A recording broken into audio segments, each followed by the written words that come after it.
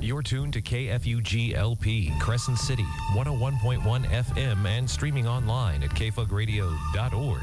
It's just past noon. Time now for KFUG Community News from Redwood Voice Youth Media. In today's newscast, Crescent City's Beachfront Park redo gets an infusion of federal dollars. The California Endowment makes a visit to Del Norte.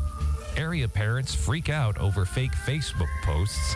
A pair of Humboldt County fires are nipped in the bud, and earthquakes may come and earthquakes may go, but last night's earthquake fails to impress. All this and our regular segments from the Pacifica Radio Network. We begin with national and international headlines from Democracy Now!'s Amy Goodman. Pope Francis has apologized for the abuse of Indigenous children who were separated from their families and sent to church-run residential schools in Canada, where they face psychological, physical, and sexual abuse. Pope Francis is on the apology tour since Monday in Musqueam, Alberta, the site of a former residential school.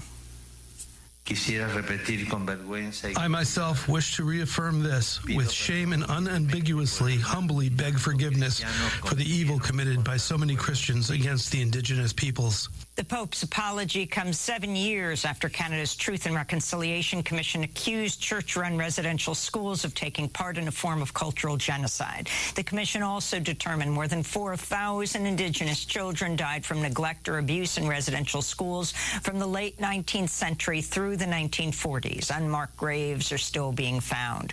We'll have the latest on the Pope's historic apology tour after headlines. In Tunisia, President Kais Saied has claimed victory in his bid to gain sweeping new powers after winning a constitutional referendum in an election boycotted by most opposition parties. And exit polls showed over 93% of votes cast were in favor of changing Tunisia's constitution to grant the president broad executive power with greater control over the parliament and judiciary. But turnout in Monday's election was very low, with fewer than 2 million people casting votes in a country of over 9 million registered voters. Opposition groups said Saied is bringing authoritarian rule back to Tunisia after an uprising against poverty and corruption swept aside longtime leader Ben Ali in 2011, inspiring Arab Spring protests across North Africa and the Middle East. In Ukraine, Russia's militaries fired missiles at several targets on the Black Sea coast, including in Mykolaiv and the southern port city of Odessa. The attacks came even as Ukrainian officials said they were just days away from implementing a United Nations brokered deal to export grain and cooking oil through Black Sea ports in order to help ease global food shortages. In the northern city of Chuhuiv, near Kharkiv, rescuers combed through rubble looking for survivors of Russian missile attacks Monday that hit a local school, crushed homes, and completely flattened the city's House of Culture. We're here in the very city center where the House of Culture is located. There were no soldiers here. It's simply the House of Culture. Now we see what's left of it. The house is completely in ruins. There is no chance of rebuilding it. Russia's state-controlled energy giant has reduced the flow of gas through its main pipeline to Europe. Gazprom said Monday it would slash gas deliveries through the Nord Stream 1 pipeline to just 20% of normal operating capacity. That prompted the European Union to agree to a deal that grants Brussels the power to compel European Union members to slash gas consumption by up to 15%. On Monday, Ukraine's President Volodymyr Zelensky accused Russia of committing gas blackmail against Europe. In California, at least 3,000 people have been forced to evacuate the fast-moving Oak Fire near Yosemite National Park. As of this morning, the fire had burned nearly 17,000 acres and was just 10% contained. Smoke from the massive blaze triggered air quality alerts in the San Francisco Bay Area and other parts of the region. In the Pacific Northwest, forecasters are warning of a new heat wave that could push temperatures in some areas above 110 degrees Fahrenheit. This follows record heat a year ago blamed for the deaths of 800 people across Oregon, Washington State, and British Columbia. On Capitol Hill, 6 congressional staffers were arrested Monday as they held a nonviolent civil disobedience protest inside the office of Senate Majority Leader Chuck Schumer. The staffers are demanding Schumer reopen negotiations on a bill to combat the climate crisis after West Virginia Democratic Senator Joe Manchin blocked Democrats' latest efforts to pass new funding for green energy programs. This week, 165-plus federal and congressional staffers signed an open letter to President Biden and Chuck Schumer demanding they strip Senator Manchin of his chairmanship of the Senate Energy and Natural Resources Committee. They're also demanding President Biden declare a climate emergency and take other urgent actions to curb greenhouse gas emissions. The letter reads in part, quote, even if Democrats control both chambers and the White House again in 4 years, inaction in this moment will cause an era of record temperatures, extreme drought, sea level rise, and other deadly climate disasters. We do not have years to waste. We have little more than a week, they said. President Biden says he's feeling better after testing positive for COVID-19 and expects to be working in person by the end of the week. Biden gave the update as he continued to work by video link Monday. I'm feeling good. My voice is still raspy. I've had every morning, every afternoon, excuse me, every evening I get a full-blown series of tests, everything from temperature to oxygen, the oxygen in my blood to my pulse to, just across the board. And so far, everything's good. On Monday, Senators Lisa Murkowski of Alaska and Joe Manchin of West Virginia announced they, too, had tested positive for coronavirus. Democrats Tina Smith of Minnesota and Tom Carper of Delaware are also out of the Senate after testing positive last week. Their absences have left Democrats unable to move several pieces of legislation, including a bill protecting the right to marriage equality. This comes as cases of the BA.5 coronavirus variant continue to rise across the United States, with some cities, including Los Angeles and Seattle, considering reinstating indoor mask mandates. Meanwhile, the CDC is reporting the U.S. has surpassed Spain to become the country with the most known monkeypox infections since an outbreak of the viral disease began earlier this year. The U.S. has reported more than 3,400 confirmed or suspected cases. The White House is reportedly preparing to name a federal monkeypox coordinator in the coming days, while the World Health Organization has declared a global health emergency around monkeypox. The White House has yet to do this. The House Select Committee investigating the January 6th insurrection has revealed new details about how former President Trump resisted his speechwriter's attempts to have him condemn the assault on the Capitol. A draft speech prepared by White House staffers for the president to deliver January 7th shows Trump's edits in black marker. Trump crossed out the line, quote, I am directing the Department of Justice to ensure all lawbreakers are prosecuted to the fullest extent of the law. We must send a clear message, not with mercy, but with justice. Legal consequences must be swift and firm, unquote. Trump also crossed out the phrase, I want to be very clear, you do not represent me, you do not represent our movement, unquote. Finally, Trump edited, if you broke the law, you belong in jail, to instead read, if you broke the law, you will pay, unquote. In reproductive rights news, dozens of incoming medical students at the University of Michigan walked out of their white coat induction ceremony Sunday, protesting the keynote speaker, Dr. Kristen Collier, and her support for laws banning abortion.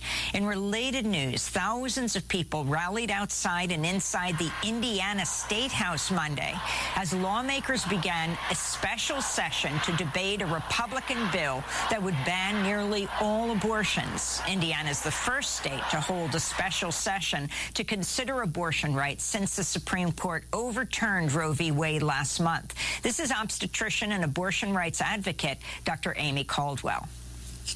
My primary objective today in testifying is to relay that abortion is common, it is safe, and that all of the proposed restrictions in Senate Bill 1 are unnecessary and harmful. My colleagues are fearful to do their jobs, fearful of being criminalized, and fearful for criminalizing our patients. And here in New York, a man who was forced to plead guilty to theft in connection with the Central Park jogger case has been exonerated. Stephen Lopez was just 15 years old when he was arrested and wrongfully accused of sexually assaulting a white woman, along with 5 other Black and Latinx teenagers who became known as the Central Park Five. At the time, Lopez, whose story is far less known than the rest of the group, pleaded guilty to robbery to avoid a more serious rape charge. Lopez is now 48. He served about 3 years in prison before his release in the early 1990s. Manhattan District Attorney Alvin Bragg announced Lopez's exoneration on Monday. Many largely forgot that there were 6 who were falsely accused of rape of the Central Park jogger. Today, Mr. Lopez joined the other 5 who had their convictions vacated. What is so striking to me is how young Mr. Lopez was when both he was arrested and then when he pled guilty under extraordinary pressure. You are listening to KFUG Community News.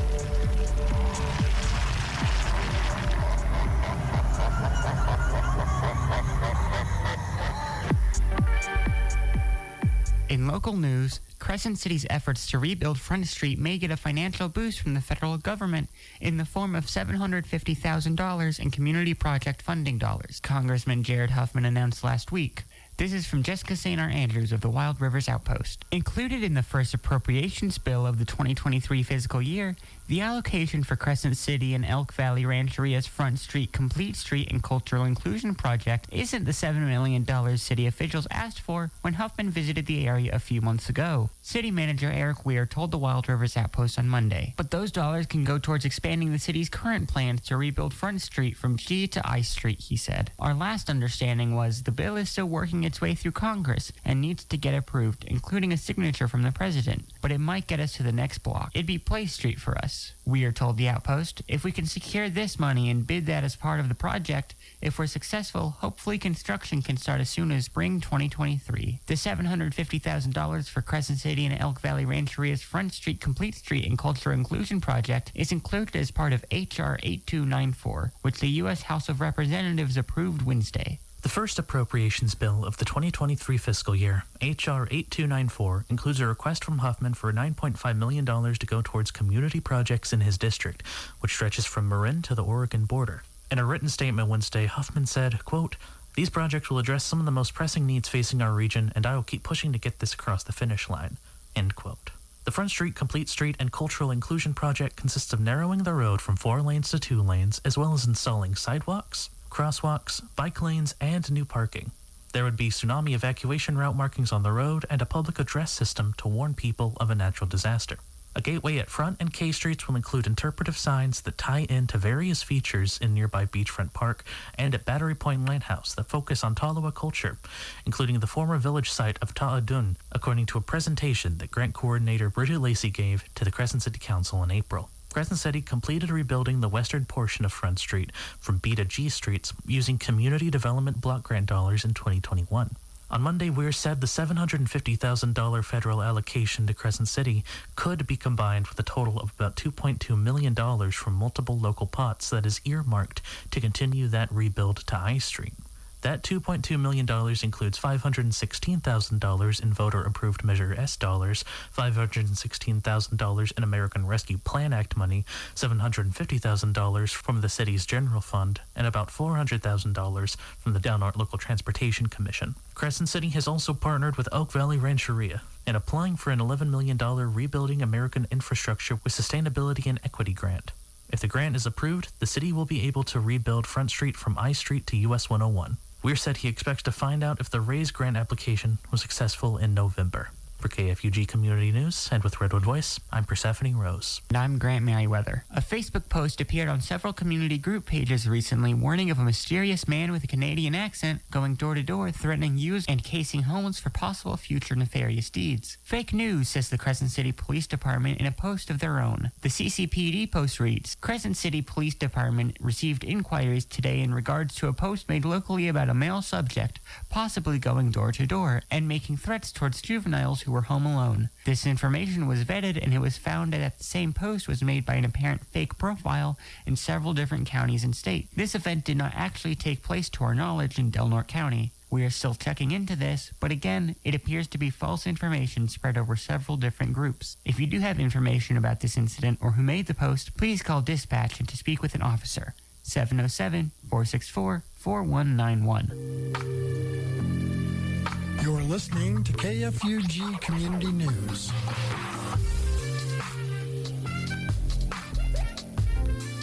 The Del Norte County Board of Supervisors meeting is underway at the Flynn Center. On the agenda for today's meeting, the board will be appointing 2 local citizens to the Solid Waste Task Force, agreeing to the Food Council's plan to collect organic waste, signing an agreement to provide for the close incarceration of mentally ill prisoners facing trial, consider cutting some red tape for Del Norte Ambulance, and approve the county's certification of the Repeal Measure R petition, and direct staff to put the issue on the November ballot. All this and Supervisor Darren Short leading the Pledge of Allegiance. You can watch the meeting for all this and much more on the county's YouTube channel. For KFUG Community News and with Redwood Voice, I'm Persephone Rose. Del Norte residents awoke this morning to semi-familiar news. There had been an earthquake in the Gulf of Alaska while they slept. While news like this will someday, almost assuredly, make a more immediate impact, this time, no harm, no foul. The quake was located 8 miles down off the west coast of Canada and measured a 4.8 on the Richter scale. In an article headlined Disaster Avoided, Last Coast Outpost is reporting this morning that 2 separate fires in Hoopa and Hawkins Bar are under control after they were illegally set by people within a span of 10 hours, fire officials say. Hoopa Fire Chief Greg Moon told the Outpost that authorities are looking for a suspect who is believed to have intentionally started the most recent fire, which was ignited along Highway 96 near the Hoopa Shopping Center at about 7:15 a.m. today. It looks like this fire was set intentionally in a grass field, Moon said in a video on social media today. We are investigating these fires, and we are taking this very seriously. The fire was held to under an acre, and firefighters will continue to monitor the area throughout the day. A separate fire prompted a multi-agency response in Hawkins Bar yesterday at about 9:30 p.m. after a man allegedly left an illegal burn pile unattended on the 1600 block of Hawkins Bar Road. Hawkins Bar Volunteer Fire Department Chief Todd Wright told the Outpost that burning is suspended in the region and that the man could face penalties following an investigation by the U.S. Forest Service. The U.S. Forest Service did not respond to questioning about the fire. The fire was contained to 3/4 of an acre shortly after midnight. Firefighters will remain on scene to perform mop-up duties for the next few days. Disaster avoided, Hawkins Bar Volunteer Fire stated on social media after containing the blaze early this morning. In related news, CAL FIRE has suspended residential burns and Six Rivers National Forest has activated Stage 1 fire restrictions, limiting campfires in the National Forest to fire rings and designated camp spots only. So begins another white-knuckle fire season in the Golden State. For KFUG Community News, and with Redwood Voice, I'm Persephone Rose. Cal Matters is reporting today that a number of California lawmakers and policy workers are enjoying the unofficial perks of officialdom. From Cal Matters, what do Ireland, Israel, Maine, and Canada have in common? They're among the locations to which California lawmakers have embarked on special interest-funded trips during their month-long summer recess, which comes to an end Monday when they return to Sacramento for the frenzied final month of the legislative season. The latest junket began Sunday when a bipartisan group of 5 state lawmakers, led by Democratic State Senator Ben Allen of Santa Monica, headed to Portland, Maine for the first leg of a trip that its organizer, the nonprofit California Foundation on the Environment and the Economy, is billing as a research tour of the circular economy, which includes recycling and composting. The second leg begins Wednesday in Montreal, Quebec. The Maine and Canada trip is the latest example of lawmakers embarking on junkets funded not by taxpayers, but by special interests that lobbied the legislature, typically a combination of labor unions, corporations, and trade associations. This summer, the California Legislative Irish Caucus took a trip to Ireland, funded in part by the pharmaceutical industry, while 15 Democratic lawmakers went to Israel on a trip primarily funded by the Koret Foundation and the Jewish Federation of Greater Los Angeles. The California Foundation on the Environment and the Economy sponsored a trip to Portugal last year and to Iceland this spring. Said a spokesperson for the foundation, "Our mission is to create an environment that engenders a free and open yet informed exploration of facts, views, and proposals among experts and leaders from the various sides of public policy discussions. We do not address specific legislation. Rather, our research tours and in-state forums concentrate on the broad public policy complexities of statewide issues and on best practices from around the world. We pride ourselves on being nonpartisan and operating at no cost to taxpayers." You're listening to KFUG Community News.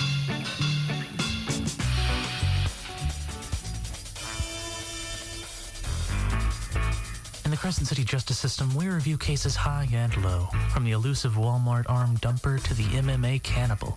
The dedicated reporters who share these stories from the wacky to the despicable must inform the people while keeping the facts straight in a town where news goes quiet. This is Your Legal Limit.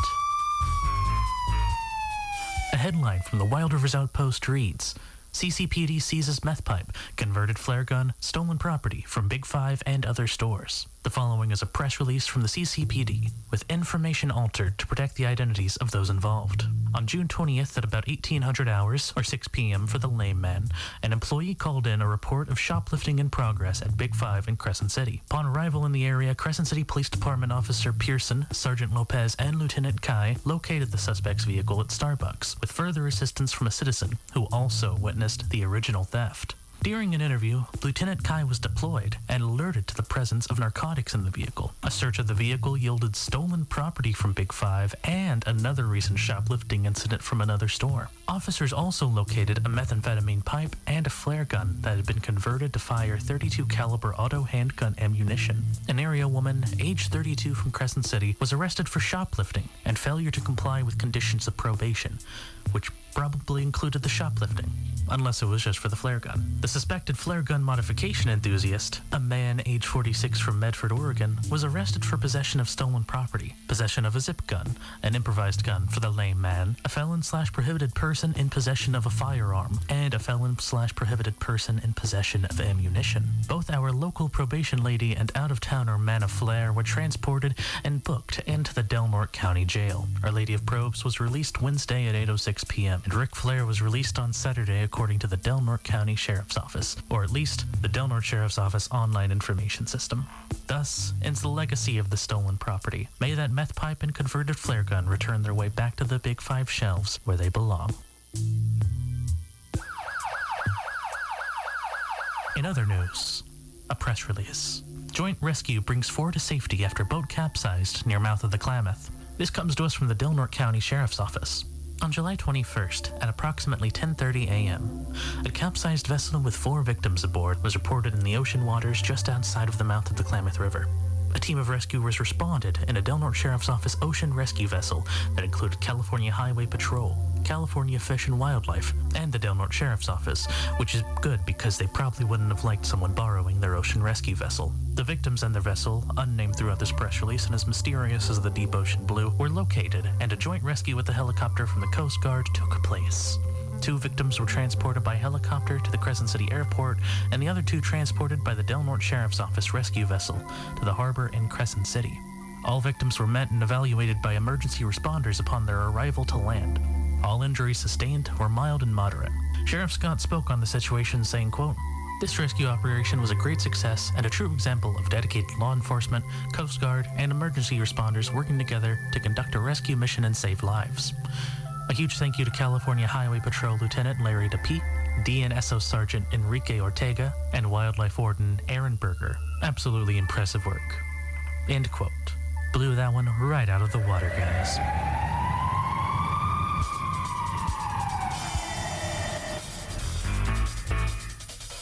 And that's all we have for today's Legal Limit. Remember, innocent until proven guilty. For KFUG Community News, I'm Persephone Rose.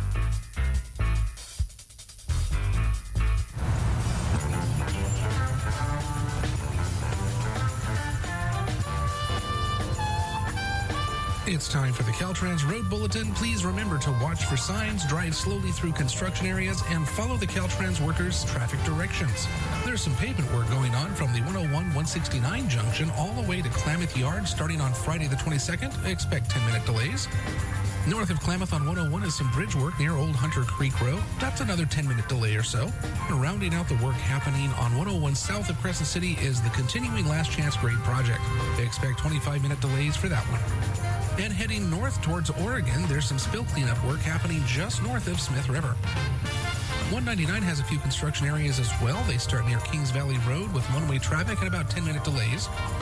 Further down 199, there's some emergency work happening north of Hardscrabble Creek Bridge, just 5-minute delays there. And rounding out road work on 199, there's some culvert repairs between Monkey Creek Road and Oregon Mountain Road. Expect 10-minute delays there.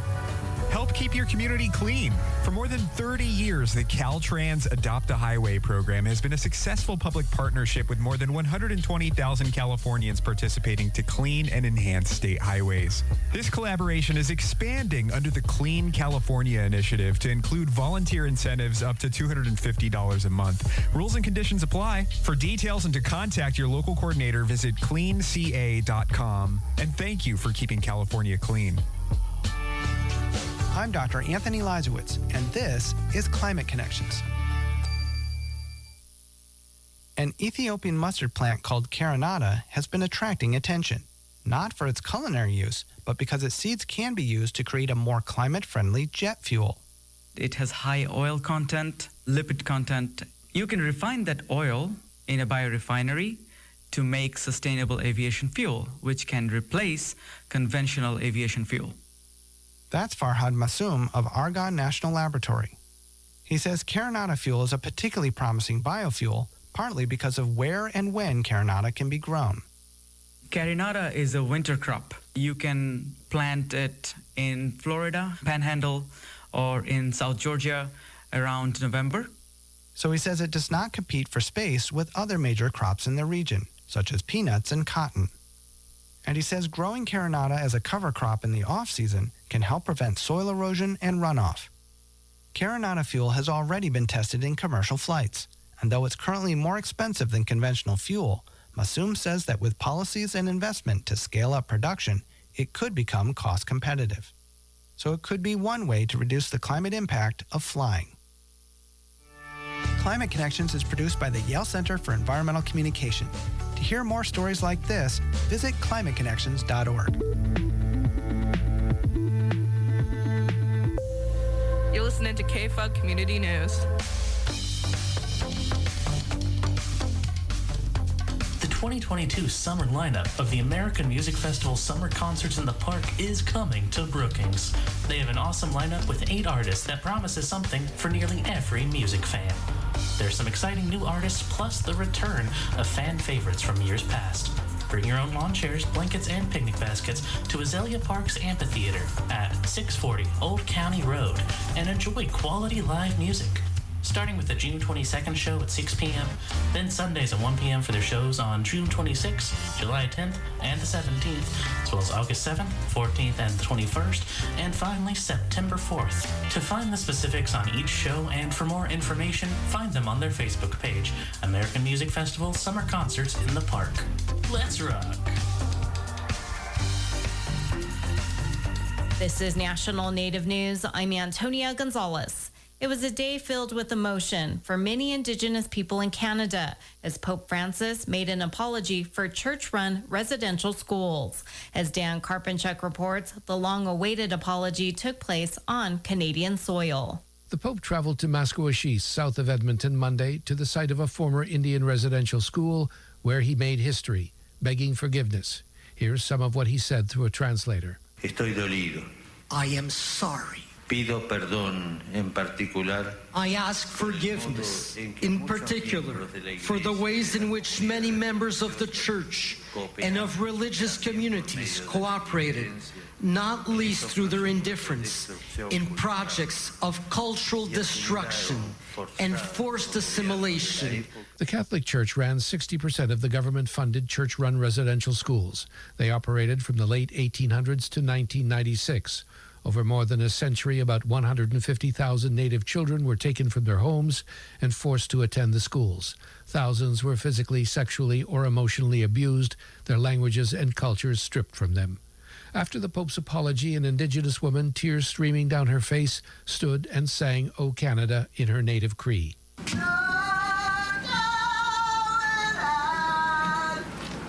Many Native leaders welcomed the apology, saying it might bring closure to some, but for some it would also open old wounds. George Arcan Jr. is the Grand Chief of the Confederation of Treaty 6 First Nations. He says the apology is only the beginning. The wrongs of the past need to be righted. I see Pope Francis's apology today as only a first step in the Church making amends towards our people. After meeting with the Pope and hearing his words today, I believe there's a path forward The Pope also met with parishioners of the Sacred Heart Church of the First Peoples, Canada's only designated Indigenous church. Today he will hold an open-air Mass in Edmonton's Commonwealth Stadium.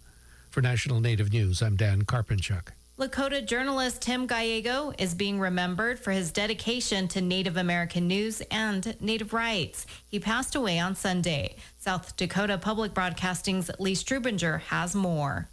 Tim Gallego was many things in the news world. He started several newspapers, including the Lakota Times, Lakota Journal, and Native Sun News. Gallego got his start in journalism during the Korean War when an editor for the base newspaper was transferred. The commanding officer saw how well Gallego typed and made him the editor.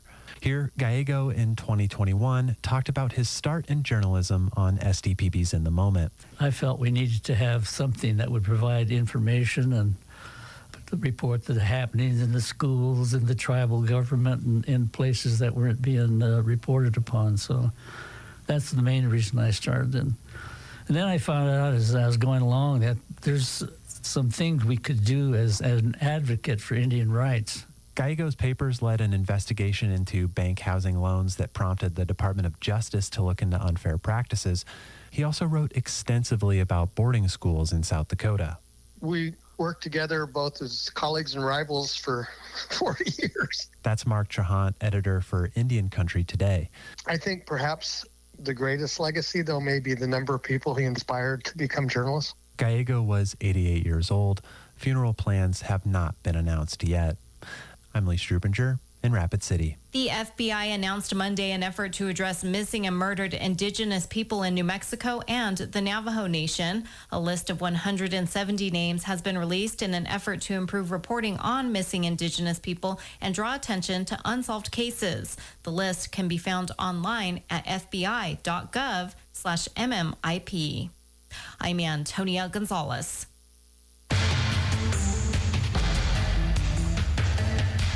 National Native News is produced by Kawanak Broadcast Corporation with funding by the Corporation for Public Broadcasting. The Indian Loan Guarantee and Insurance Program has worked with lenders for almost 50 years, supporting them as they support you. Have an idea to improve your tribal economy? Information at bia.gov/DCI, which supports this show. Support by Sonosky Chambers Law, championing tribal sovereignty and Native American rights since 1976. From opioids litigation to treaty rights to tribal self-governance. With offices in Washington, D.C., New Mexico, California, and Alaska. Sonosky Chambers Law. Native Voice One, the Native American Radio Network. I'm Rick Smith, and this is Labor History in 2. On this day in labor history, the year was 1877. That was the day striking railroad workers in Chicago clashed with police in the Battle of the Halsted Street Viaduct. The Great Railroad Strike had reached the nation's railroad hub and began there 3 days earlier. Switchmen from the Michigan Central traveled to freight shops in yards across the city, calling workers out to strike. Soon, lumber shovers, butchers, and industrial workers joined the strike. By the time the battle began, police had already clashed with unarmed strikers twice. Historian Richard Schneveroff describes the scene leading up to the battle. The city was now preparing itself for a full-scale insurrection, even though violent confrontations were rooted in police attacks on non-violent crowds. Previous confrontations centered in the railroad yards. Now, striker actions spilled over into the neighborhood of Pilsen, where they live. Thousands gathered along Halsted Street between 12th and 16th Streets. The police arrived attempting to disperse the crowd. They chased the strikers south and, as Schneveroff describes, emptied their revolvers into the masses of humanity. The crowd pelted the police with stones in defense and chased them over the viaduct. As word spread of the pitched battle, stockyard workers from nearby Bridgeport walked off the job. They marched along Halsted Street with butcher knives in hand to support the strikers under attack. The crowd on Halsted swelled to more than 10,000 as workers continued to battle police. By evening, 30 workers had been shot dead. Hundreds more were seriously wounded. But the strike continued to spread more fiercely. Street streetcar stockmen, stone cutters, gas workers, glass cutters, and others joined the strike. The city was shut down for another week until railroad bosses finally rescinded wage cuts. Like what you hear? Check out more at laborhistoryin2.com. You're listening to KFUG Community News.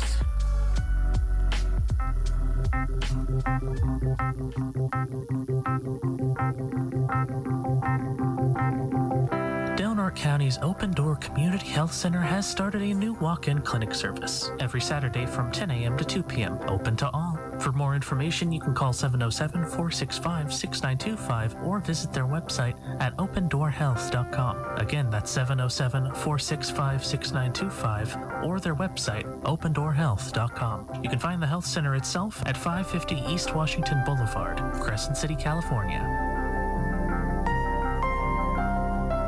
And so I wanted to introduce my colleagues to this beautiful place, these amazing people, and to understand the really complicated and transformative work that happens here as we continue to build a relationship with the California Endowment and the community for the next 10 years. Something special happened in Del Norte, and you very well may have driven past it without even knowing. I don't know. I haven't got to talk to them yet, really. Let me just say, maybe there was a moment today when somebody said, oh, Del Norte is really different than the rest of California. And that felt like a victory. That's Geneva Wiki, Thank you so the senior much. program manager at the California Endowment. And the colleagues she mentioned are the new regional team she's leading to see what's next for our unique little town. I've gotten to work at the California Endowment for several years serving the Del Norte community. And as we transition out of the Building Healthy Communities initiative, we now have a regional team that is now in charge of supporting our community. And it's not just me. Which gave us the chance to talk to Christine Tien, a fellow senior program manager who joined Geneva, among others, to finally see Del Norte for herself. Yes, I've never been here before. Wow! Anyways, beautiful place. But what struck me as so different is that 85% of the land in Crescent City, or maybe this region, is owned by government. The other thing, oh my gosh, I have to say, like the food systems, wow. Because I know Sacramento, Davis very well because that's where I'm from. Also the Bay Area, but everywhere that is when you talk about food in those communities, nobody ever talks about fishing. And then what was interesting, there are only 5 ag farmers, and then like Humboldt has a whole bunch, and then most of the folks here are meat and dairy. And so there just isn't that opportunity to grow. Or how do you grow more of the produce, fresh produce, ag? Yes, that was fascinating too. Christine, Geneva, and the rest of their entourage were walked through a day of Del Norte activities, touring the county until they met with park rangers at Howland Hill to discuss potential futures for the outdoor school and to bring those to the community as soon as possible. And of course, what better building for an economic development meeting than our very own cultural center? Hosted and thrown, of course, by none other than Susan Maston, 5th District Supervisor of Del Norte County. Well, I think it's extremely important that we create collaborations and partnerships as we look at economic development and enhancing tourism for Del Norte County. It increases our building opportunities with the Infrastructure Act coming down and the excess in state funding that's available, that it makes good sense to come together and look at how we want to grow here and what our story that we want people to hear about Del Norte County. Presentations on the development of Beachfront Park, a great presence of the familiar community and visitors alike, and breakout sessions on the topics of Del Norte's youth, mental health, culture, the uncertain future of this place we call home. Our wall of redwoods and coastal town beauty hide how little of a true identity we hold, how much we lack, for the people who actually live in it. So this is a meeting that was called by Supervisor Maston, and really it's about economic development. But it's about economic development that's all-inclusive. And so that was really the intent of what today's meeting was to bring people together from different agencies, from different groups, and talk about some of the things that they have going on, some of the issues that we're faced with as a community, and then see if we can align all those arrows, which has been a term that's been used in this, so that we can push in the same direction and make sure that we're concentrating on those things that are important. That's City Manager Eric Weir, and his words ring true, focusing on what's important. And what is important to Del Norte County? Or at least what are we focusing on? While it may not be a universal view, Weir's is promising for those who live here and visit alike. So one of the key things was celebrating our successes. You know, so often we look at just the negative, but really there's so much positive going on, especially in our community right now. And one of those things is the Beachfront Park improvement project that was actually kicking off just this week. So we have the world-renowned consultants that are going to be working on this project, and it's going to infuse $5 million into Beachfront Park. And it's going to infuse it in an all-inclusive way.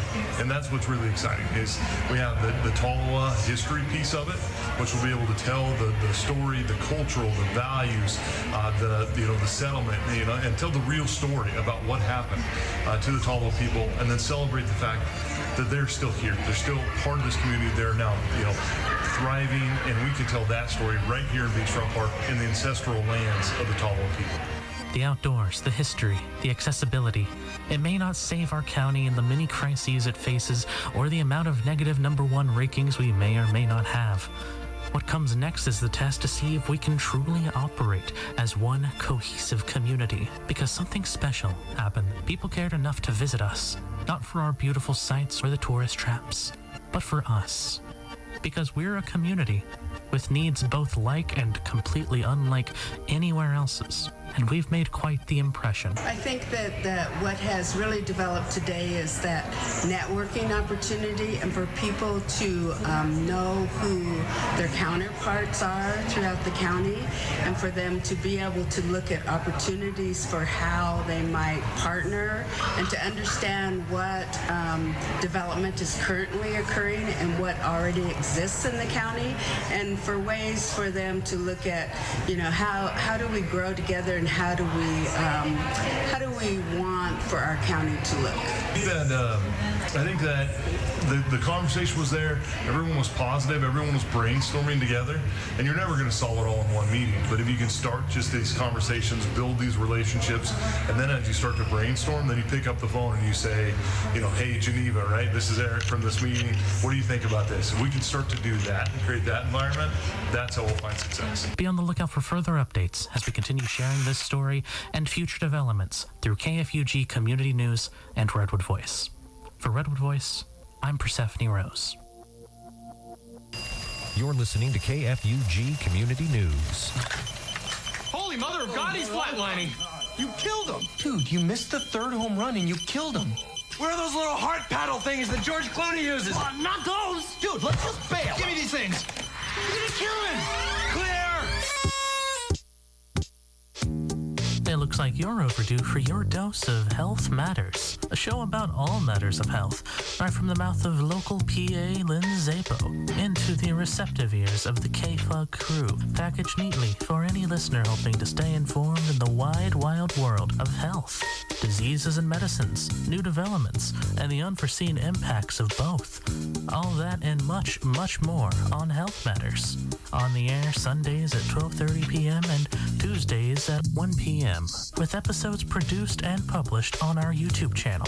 For all your Health Matters, it's Health Matters. Only on 101.1 FM on your radio dial and streaming worldwide on kfugradio.org. Damn it, man, I'm trying to save an innocent life. Hi, my name is Dr. Mark Alderi, and I'm an infectious diseases specialist in New Orleans. Hi, my name is Hope Hickerson, and I'm a health education specialist and reporter.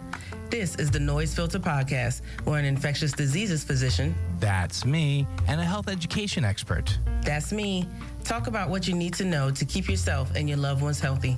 For more information about Noise Filter, your public health podcast, and to watch and share our incredible informative animations, please visit us at noisefiltershow.com. And if you like what you hear, don't forget to leave a review on Apple Podcasts, Spotify, or wherever you listen to us. So, let's get started.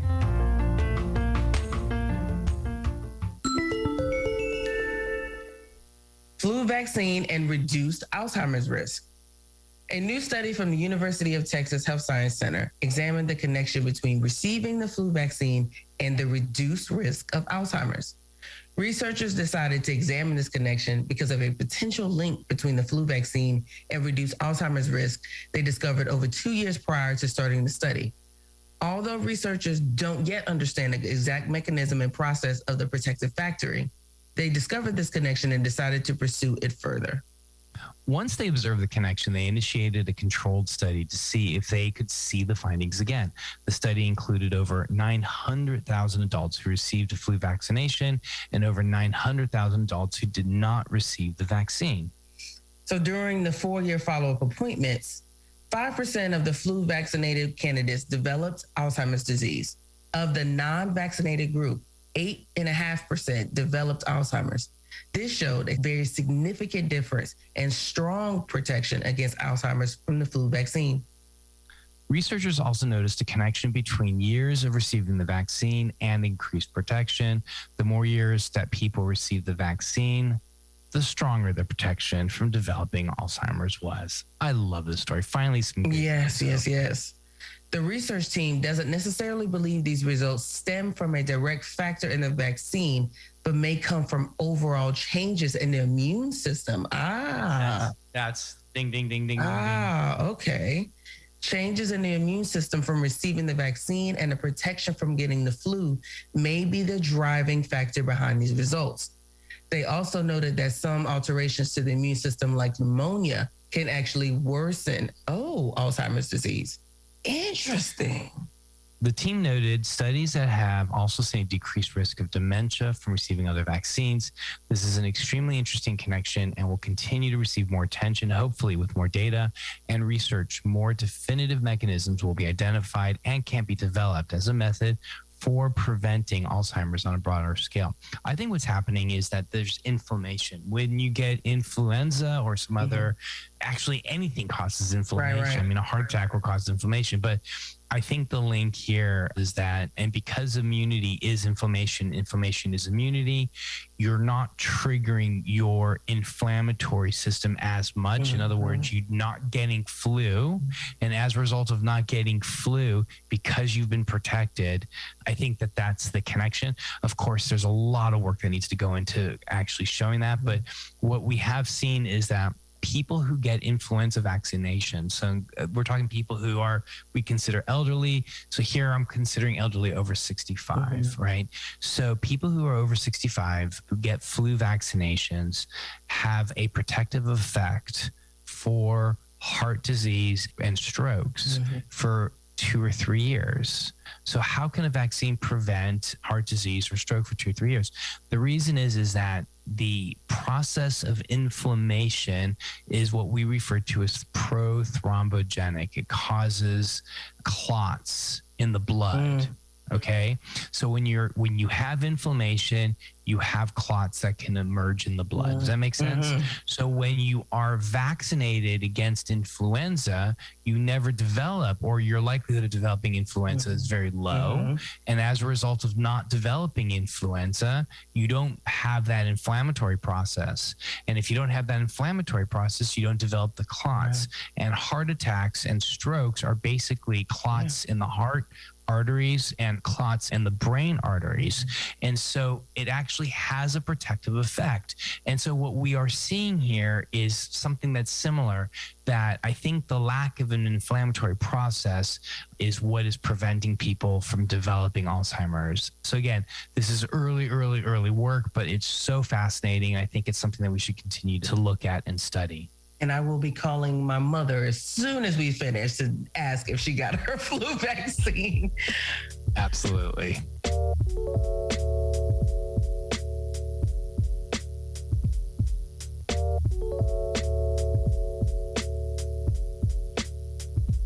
infants can safely be treated for peanut allergies. Recent research by the University of British Columbia reported that treating peanut allergies by oral immunotherapy is much safer and more effective for infants under 1 year old. This treatment was formerly administered to preschool-aged children. Oral immunotherapy is conducted by introducing the allergenic food, such as peanut flour, in small doses and slowly increasing the amount to a full dose without creating a trigger. Basically, it helps the immune system unlearn the allergic reaction. With this process, it's recommended that parents continue to give children peanut products occasionally to provide long-term immunity. The study, published in the Journal of Allergy and Clinical Immunology, investigated 69 infants out of 452 children under 5 years old. After a follow-up of 42 infants from the initial 69, they found that those children had none to very mild reaction to a 4,000 milligram dose of peanut protein, compared to almost 8% of the children aged 1 to 5 years old. One interesting fact is that 30% of infants had a very mild reaction in the initial testing compared to 50% of children aged 1 to 5, according to the clinical doctor of the research. That being said, the author of the study says that it's still safer to have oral immunotherapy for under 5s than it is for school-aged children. To prevent peanut allergies, introduce peanut butter or peanut flour to the child at about 6 months. If they develop a reaction, oral immunotherapy is an effective method to help avoid peanut allergies. Be sure to talk to your pediatrician before trying this method. Hope is the sole parent on this panel. Do you see peanut allergies or peanut allergy awareness in the schools and educational systems that you bring your kids to? It is, they'll allow parents, if they want to bring lunches for their kids, they can, but they are like explicit. No peanut butter, like don't even have it, because there's some children that are so highly allergic that even smelling it can cause a reaction. So yeah, there's a lot of education and discussion about that. So if you're going to theoretically pack lunch for your kids, you cannot pack peanut butter and jelly. That is out of the question. It is out of the question. It better be almond butter. They were like, oh, you can also do Nutella. And I was like, that's just sugar. I'm not giving my son a Nutella, a sugar sandwich for lunch. Right. Like, a Nutella and jelly sandwich. like, what? But that was a real suggestion. I was like, no, Right. no. But your son would be happy, I'm sure. Oh, he would love it. So this study is important then, right? I mean, the fact that we could figure out how to reverse peanut allergies in children is a thing. Yeah, I think it's important. Honestly, though, because my family, we don't have issues with peanut butter or peanuts, this would never occur to me. It would never occur to me to introduce my infant to peanut products. But if I was a person that was susceptible to peanut issues, then okay, yes, but absolutely, like regular day, no. Thanks for listening to Noise Filter, your public health podcast. Be sure to subscribe to the Noise Filter podcast, follow us on social media, and leave us a review letting us know your favorite part of the show. You can find me, Hope Hickerson, at hopehickerson.com. And you can find me at Dr. Mark Allen Derry or at the Dr. Derry. That's DRDERY. To see and share our amazing animations and find out more information about us, the show, as well as links to our social media, go to noisefiltershow.com. We are grateful to our sponsors, including Access Health Louisiana and the End the Epidemic Initiative, who are working to bring equitable health outcomes to everyone they serve. Hope, any last words? Stay well out there, folks, and continue taking steps to keep yourself and your loved ones healthy. That includes exercise, a good diet, getting adequate sleep, and seeing your healthcare providers regularly. And protect yourself and others by getting the COVID-19 vaccine and booster, wearing a mask, and social distancing wherever possible. Remember, health is a human right.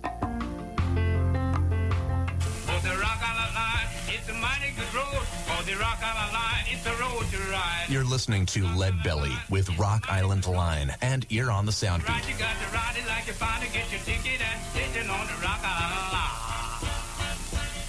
Originally recorded by John Lomax in 1934, this song featured Kelly Pace and Arkansas State Prisoners. No, that's not a cool band name. The father and son musicologist team of John and Alan Lomax often visited prisons to record inmates. On one such visit, they met a young man by the name of Hughie Ledbetter, known to history as Lead Belly. No one's quite sure how he got the nickname. Some say he took a round of buckshot to the stomach. Some that it was a dialectical change from Ledbetter.